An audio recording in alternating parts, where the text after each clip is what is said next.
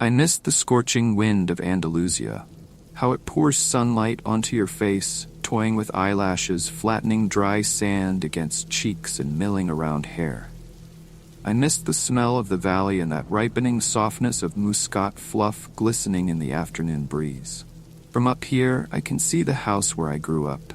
I see white chapels tucked into grape orchards like pawns scattered on a chessboard. I can see patches of asphalt on El Jardinito Road hailing from the old town through dappled rocks, then waning behind the horizon with erratic headlights of beat-up trucks cruising along. One of the pit stops along Edge Jardinito, where truck drivers stop to relieve themselves, marks the starting point to this wavy trail. All covered in blotches of spindly grass stalks and flaxen sand, the trail is barely noticeable at first.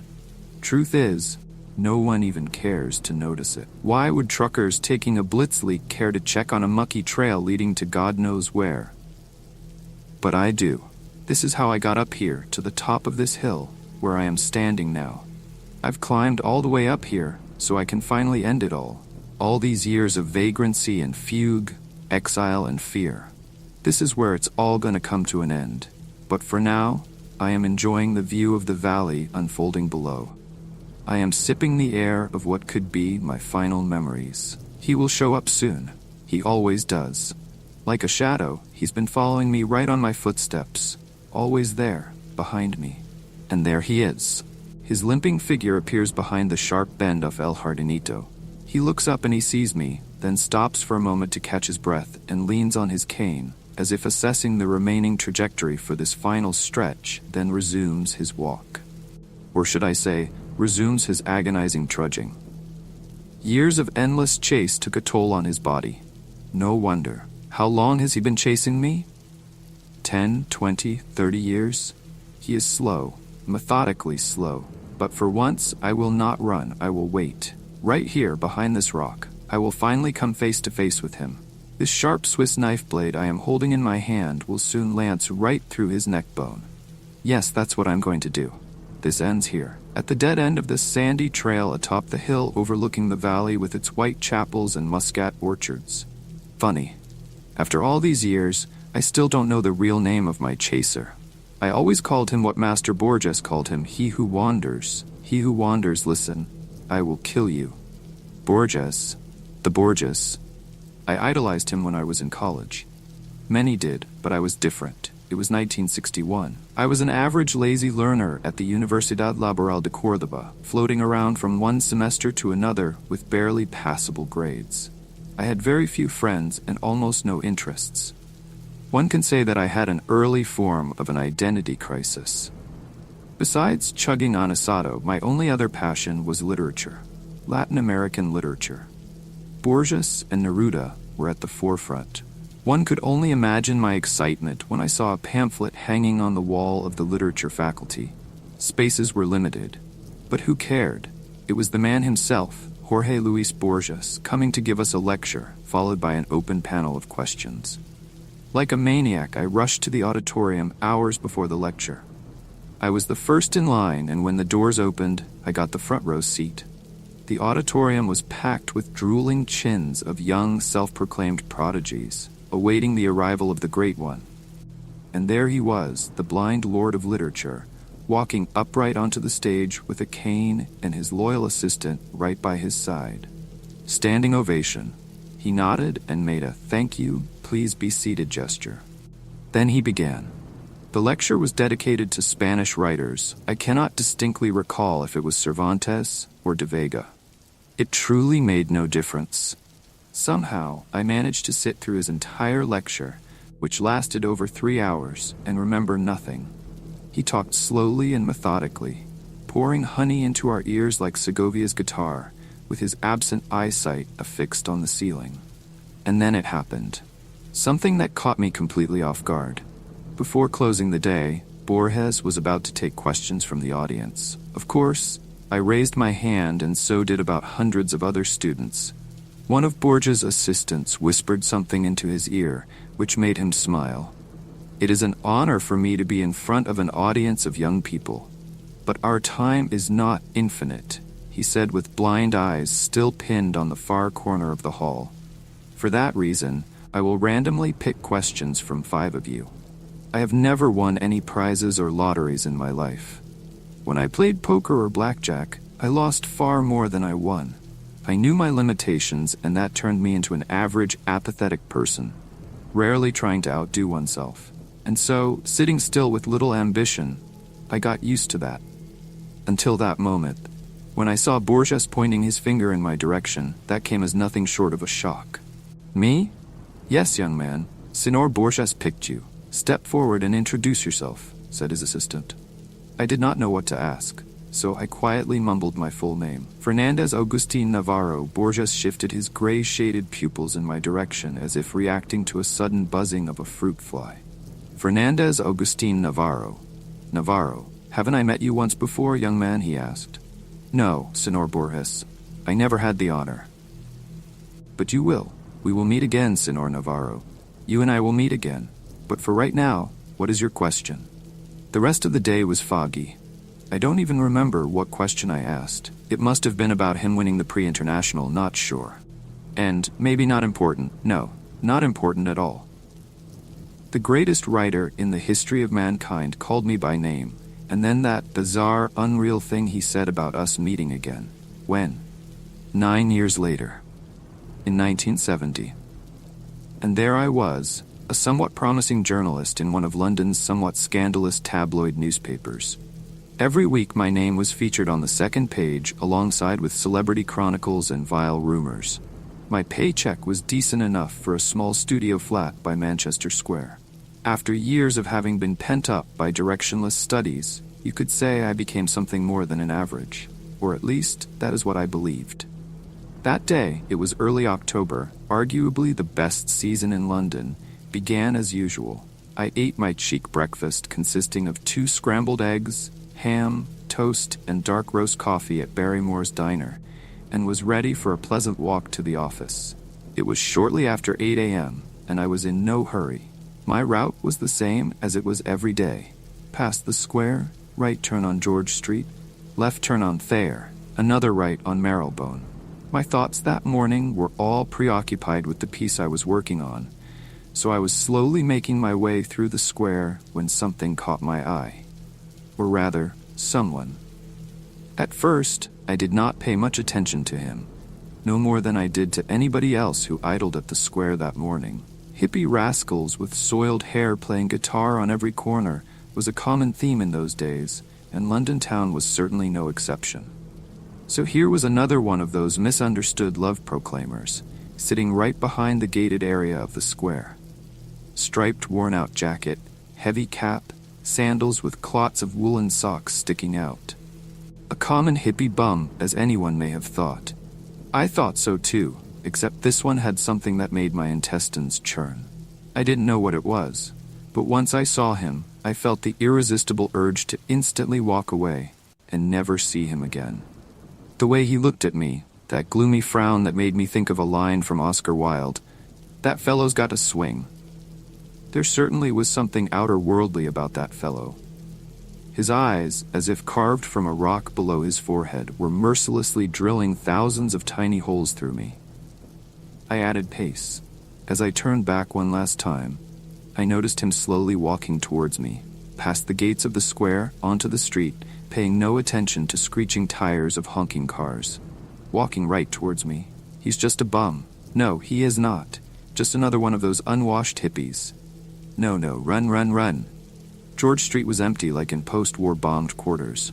I could hear my brisk footsteps. Or was it the drubbing of my aorta against the chest? He was catching up. Run? Don't be silly. Yes, run. First slowly, as if you're trying to not show your chaser that you're scared. No, not scared, more like in a hurry. Why am I running? I can take him out with one punch. But it really wasn't about that. It was my first experience of that feeling, which I can only describe as some sort of primordial sense of fear, panic, dread, unexplained sense of looming doom arching above you like a dark figure with a scythe. I ran faster than my feet could move.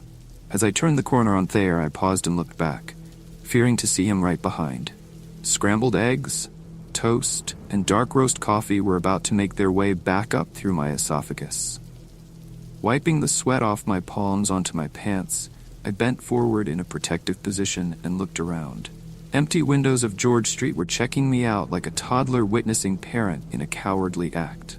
Whoever that man was that incensed me into this uncontrollable panic, he was now gone. "Shame on you, Fernandez Augustin," I repeated to myself while making futile attempts to enthrall palpitation to subside. "Shame on you." I mumbled, repeating that word. Mumbling turned into whistling that song by Magic Lanterns. "Shame, shame," I whistled, acting calm and self-composed. I sang without knowing words, only to convert my mind to something else. I sang so others wouldn't notice me shaking. I climbed the stairs of my office building, 3 at a time. 3rd floor. The familiar smell of typography oils calmed me down. Safe heaven.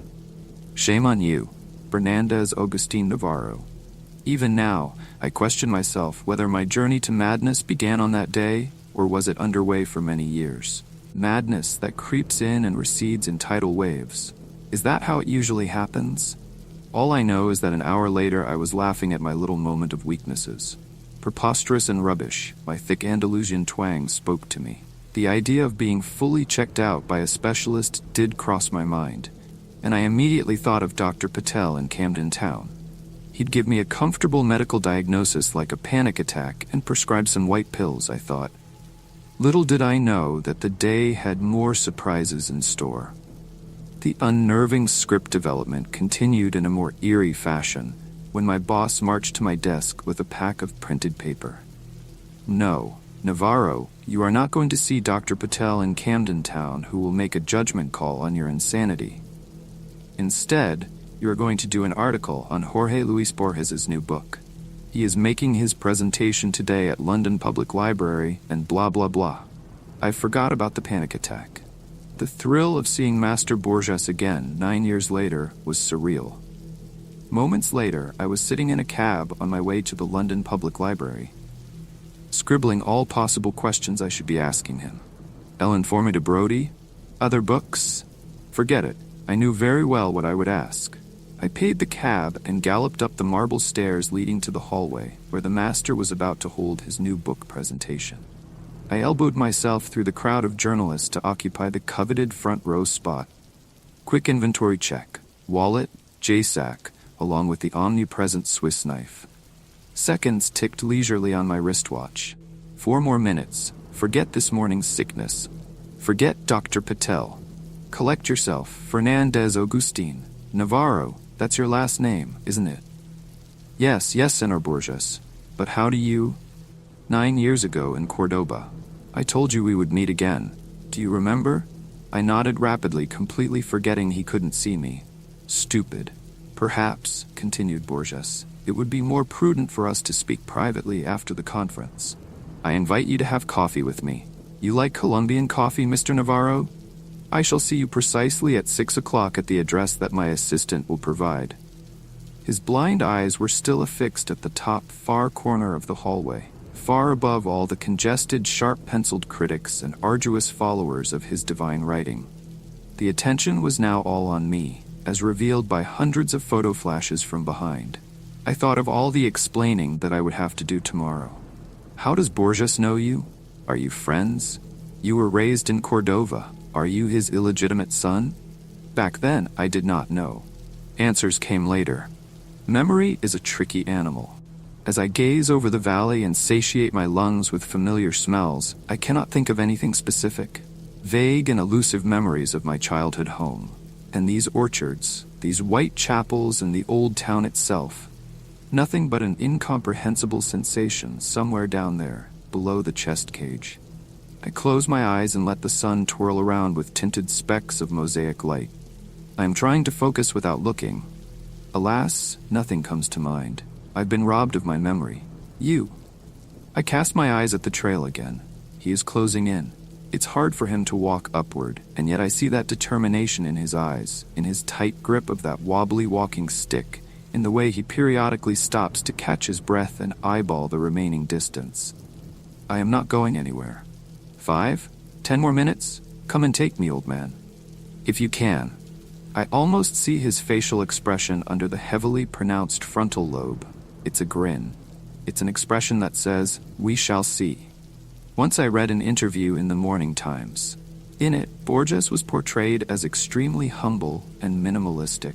His house was depicted as a perfectly organized space with easy access to everything. Books on the shelves, judging from the admiration of the columnist, there were lots of them, were organized by theme and by title. Dictionaries and encyclopedias were grouped together on the same rack, so he could find them easily. In another article, dated 1966, I read that when Borges travels, and those travels were quite extensive, he carries a whole rack of books along, some of which may not even be read. When I entered his hotel room, that very book rack was the first thing that caught my eye. I stood perplexed at the multitude of titles, most unknown to me, when I heard the door swing wide open, and there he was entering through the doorway with a leisurely swinging cane. "Ah, Senor Navaro, how kind of you to visit this old man." I took a step towards him and produced some gibberish like "pleasure is all but mine."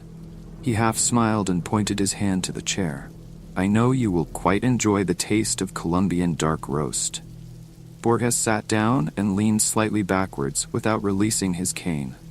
"Do you know the biggest advantage of being blind?" he asked and answered immediately. "Blind don't need light, so my utility bills are way lower." He laughed at his own joke, only to be interrupted by his assistant carrying a tray of aromatic coffee poured in 2 small porcelain cups. Amazing how the very idea of drinking coffee instantly changes your mood before you even take your first sip. As I was readying to go on a pre-scripted monologue of expressing my gratitude and honor, Borges jumped right into the action. "I will get right to it, Senor Navaro, about you being here and about me remembering you. I know you have many questions. I will attempt to answer some, but not all. When you leave this hotel, there will still be some questions that you will have to find answers to, on your own." He gently picked his cup of coffee, and with hands somewhat shaking, took an artistic sip. Yes, I had questions, so many that my brain membranes were buzzing in bewilderment and disbelief. Here I was, sitting in the room with one of the greatest writers, who happened to mysteriously know my name, and "Have you by any chance read The Book of Imaginary Beings?" asked Borges. "I have, many times. I read it in Spanish when it just came out. Very recently I bought the English translation in some shabby bookstore off Oxford Circus. I read that book far too many times, but never in its entirety, mostly starting on a random page, just as Borges had intended it to be consumed by his readers. You see, Senor Navaro, that book was, and perhaps still is, a never-ending work in progress, as human imagination has no boundaries. I have included what I had researched over 10 years ago, then recently expanded and republished with more figments of collective human imagination. But the book is merely a small subset. In a way, the book writes itself. In some form, it's a labyrinth, an endless one, a living one, where every corridor and every room is never the same. What I had always wanted is the book to reflect the labyrinth in our collective subconsciousness, the force that drives our minds to craft. For that reason, all the creatures in my book are strictly fictional, mythical. Am I not boring you? Not at all. I understand, Senor Borges. He nodded and wiped a coffee grind off his nose. That book, as its title implies, is all about imaginary beings, tales, legends, folklore, but one thing that no one knows is that I had originally intended this book to include one more being, a being that goes by its Latin name Quietus Est. It appeared and disappeared across many cultures, sometimes centuries apart. Very little is known of it, but what I found was indeed astonishing. First, this being is physically no different than an ordinary human. You may say it is human in many ways. As I studied this entity, I became more and more agitated. I could not stop. Like a madman, I was trying to learn more and more, but very soon the excitement turned into another feeling. Fear. Fear of what, Senor Borges?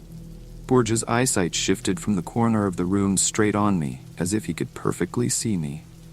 Fear of what I had uncovered. That Quietus Est is not a myth at all. He attempted to take another sip, but his hand started shaking, so he had to put the cup down, spilling some of it on the saucer and around the table. "Pardon me, young man. I am trying to maintain composure, but you have not tried the coffee," he said, wiping his mouth and forehead with a knitted handkerchief. I raised the small cup and took a sip, disregarding the aromatic fumes of Colombian beans drifting down my internal gorges.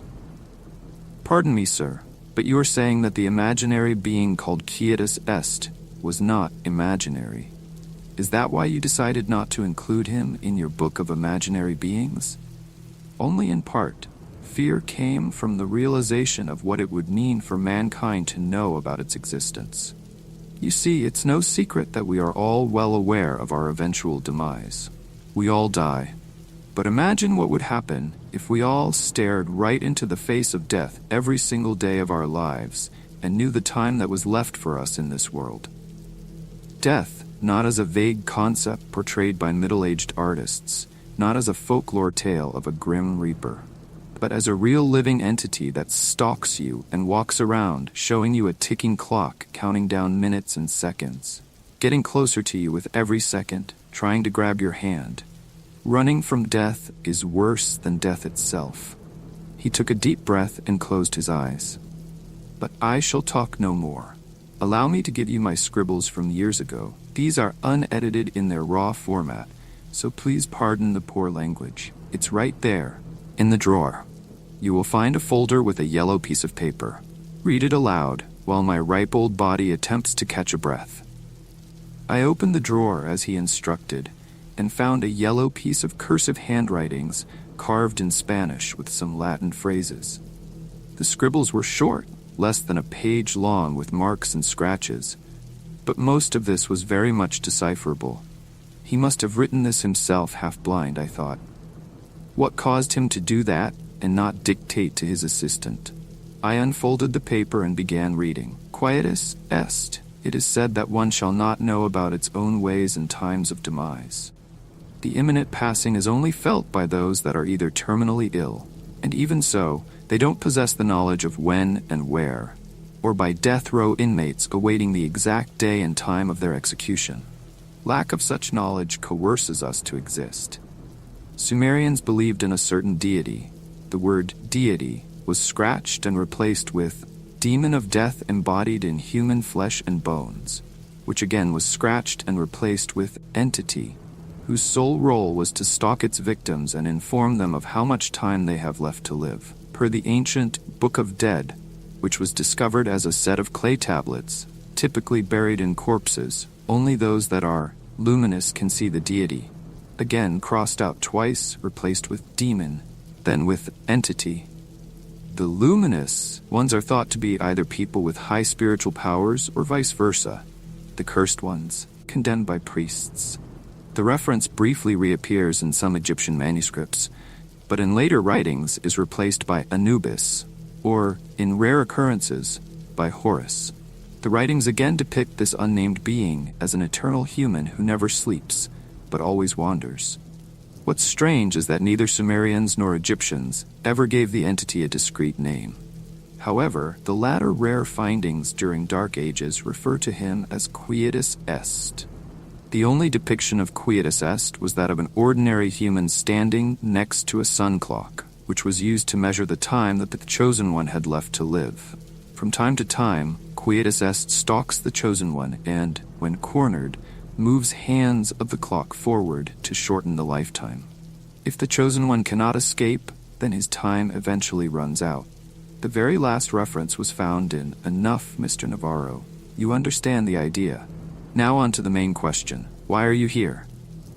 He drew closer, and a dull shadow from a lamp cut right through his elongated forehead. Quietus Est is an eternal wanderer who is always with us, the timekeeper who sits at the edge of the stage with a ticking watch on his wrist. The greatest gift given to mankind is its inability to see him. When I lost sight, I thought blindness was a blessing in disguise. But one does not require eyes to see the wanderer. What eyes cannot see, ears can hear, and skin can feel. I hear him. I feel him. You are here, Mr. Navaro, because you and I are the luminous ones. Borges paused and asked me with a trembling voice, Mr. Navaro, you saw him too, didn't you? Cold shivers that have been accumulating in my lower back rushed up my spinal cord in millions of explosions. Nausea formed a massive ball of air in my throat, and for a moment I struggled to breathe. Desperately trying to cease the thumping inside, I pushed words out. I saw him today.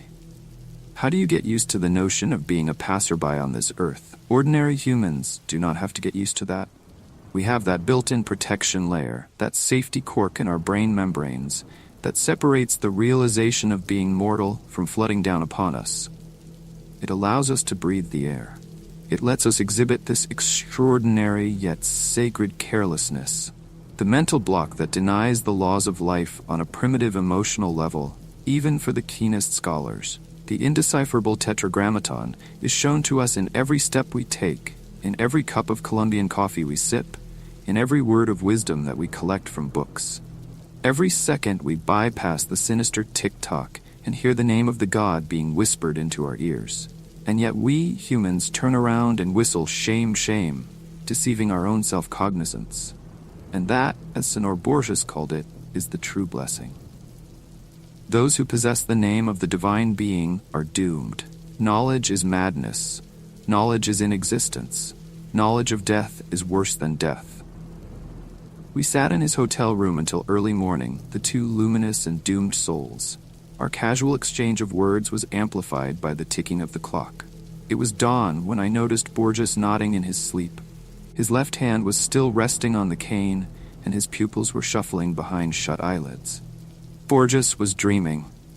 So must have I. As I was exiting the foyer of the hotel, I hid behind the column and looked around the street. It was empty. Bleak light of street lamps drew strange crossbeams on pavements. Early October leaves were gyring in closed circles like witches around the fire. I was looking around, hoping to not see him. He wasn't there. But he was. I felt his presence not very far from me. Muscat orchards. They resonate inside, like echoes of a guitar string heard from a deep alcove, but nothing particular comes to mind. I am trying to shift focus from one object to another, but my nomad memory is lost in endless labyrinths. You took my memories away from me, didn't you? Wait, mortal. Wait 5 more minutes and you will know the answer, I hear in my brain. He is talking to me now. I can see how the long uphill walk is wearing him out. But what are pain and tiredness when you're crossing the finish line? As Borges warned me, do not ever come close to him. Do not look him straight in the eyes. He will always be near. His watch will be ticking. If he attempts to catch on, run, but he will forever follow. In a way, he will be like a shadow of you. And I ran, and he wandered. I evaded. He followed. He came too close to me in my hotel room on the second day after my long night in Borges' quarters. The fool in me still thought that escaping from him would be as easy as moving into a new flat, or checking into a hotel. So I did just that. It was some shabby hotel minutes from my work where I decided to spend a few nights just to think things through. That evening, and I remember every minute of it, was my first face-to-face encounter with him. My room, B6, was on the basement level. As I stumbled through the dark hotel corridor, trying to find the key to my room, I felt his presence, but my ignorant foolishness dismissed all mental warnings and turned the keys. As the door hinge squeaked, I took my first step into the hotel room. A street-level window was casting 2 thick yellow streaks of light on the floor carpet. I smelled dust and spiderwebs. He was in my room, sitting on the edge of the bed with a rope in his hand. A thin white blanket was covering his head like a shroud around a statue. I stood in a stupor like a paralyzed insect. An avalanche of sweat gushed from every pore of my body. With hand twisted behind my back, I was feverishly trying to twist the doorknob. He got up from the bed with a groan. He took a step towards me, hand too sweaty to turn the knob. Open it. Open. He grabbed my wrist. Open. Run. The stretched corridor of the hotel basement flashed like random shots of a silent movie. Run. B5. B2. B1. Run. Staircase. Up. Exit. Run. Your time is coming, Fernandez Augustine Navaro. A whisper crawled into my ears. Coming. Coming, hissed the wind. I ran until my legs gave in. I fell down somewhere in the outskirts of the town, passing out in an alley amidst rubbish until sunup. My madness has begun. In the days following my first face-to-face encounter with Quietus Est, I've moved out of my London flat. I had some savings, enough to tramp town to town, continent to continent, doing temp jobs here and there, sometimes sleeping on streets. He was right behind me. Even if I didn't see him for a month, I knew he would soon catch on. It would be only a matter of time for him to pop up somewhere on the opposite side of the street, in the next car over on the subway, or madly prying through shutters of windows in the house across. My attempts to speak to Borges were futile. How does the blind master live with this curse, I wondered? How does he manage to evade his sinister follower? I had questions, far more than I had anticipated. But Senor Borges was already on the other side of the globe. I wrote him letters. He never replied. I tried calling hotels where he stayed. Unavailable. The books that he wrote, I bought all of them in attempts to find hidden meanings. What if he had secret messages for me inside his writings? The Book of Sand, Dr. Brody's report. I even searched his earlier writings, analyzed every word. Pointless, futile. Until 1983. Shakespeare's Memory, his final book as it turned out to be. I was somewhere in Eastern Europe when I bought the book. Immediately I began my scrupulous study, letter by letter, page by page, analyzing every space and every punctuation sign. And that's when I found it. The answer. The answer was the story itself. The story that did not require much study or decryption. All I had to do was read it. I knew I had to come face to face with Quietus Est like Borges did, but not before having to go through the life of an exile. That's what Borges had intended me to do. Such was his final and only message to me embodied within his last story. A story written for the public, but intended for my eyes only. The story was that the protagonist receives memories of Shakespeare, memories that overwhelm him, overpowering his own. He forgets modern-day cars and engines, instead remembering faces and names from some distant past, memories he has never known, memories that belong to another man. In a way, he will be like a shadow of you, Borges told me that night. Slowly but surely my shadow was becoming me. That's why I can only vaguely remember you, my childhood home. Him or me, no more running. It ends here. Few more minutes, I say to myself as I look at the watch. There he is. He is out of breath, beaten, tired, and bent by the weight of his own arid body. One last push, old man, and we will meet. I am hiding behind the rock. His footsteps on gravel and sand, I can tell them from any other footsteps in the world. His breathing, wheezing, and crackling, I am counting to 5. He knows where I am, but he is too tired to take that last step. Let me take that step for you. I am staring at his face, wrinkled like leaves of an ancient scroll. Time's up, Quietus Est, I am telling him. He is not fighting back, and my Swiss blade finds a comfy spot below his Adam's apple. I am going to finish him now. Popping sounds are coming out from his flabby throat. What are you trying to tell me, old man? Let me hear your last words. I am easing the pressure to let him talk, but the sounds that come out not words, but laughter. You are confused, he says. You've got it all wrong. Let me help you understand. I am letting him sit up. He is coughing blood. One wrong move and he's dead. He wipes the blood off his lips and nods in understanding. All my life I have followed you. He begins slowly. It's a miracle I have come this far and lived this long. Ever since I left Cordoba, I was a ticking time bomb. I was diagnosed as suicidal. Doctor after doctor, therapies, specialists, prescription, yoga, I have tried them all. Some helped for a while, and the disease subsided, but then trolled back with a new, stronger wave. It's this disease that nests here, and he points to his head, forcing me to look for a way to end my own life. It all began in London, on that morning when I was sitting on the bench in the middle of that square, feeling the disease gnawing on my brain.